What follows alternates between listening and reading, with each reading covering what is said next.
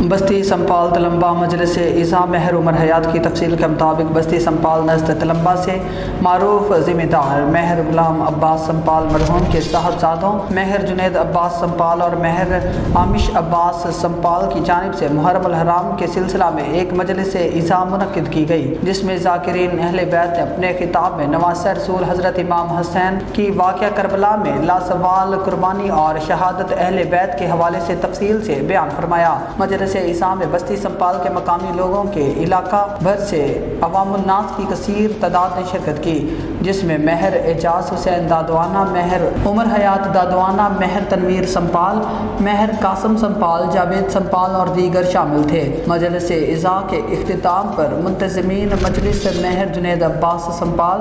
مہر عامش عباس سنپال، مہر غلام علی سنپال، مہر منصور سنپال، مہر منیر احمد سنپال، مہر کمال مصطفیٰ سنپال اور دیگر کی جانب سے شرکائے مجلس کے لیے لنگر کا بھی وسیع انتظام کیا گیا۔ آخر میں 4 محرم الحرام کے سلسلے کا جلوس بھی نکالا گیا۔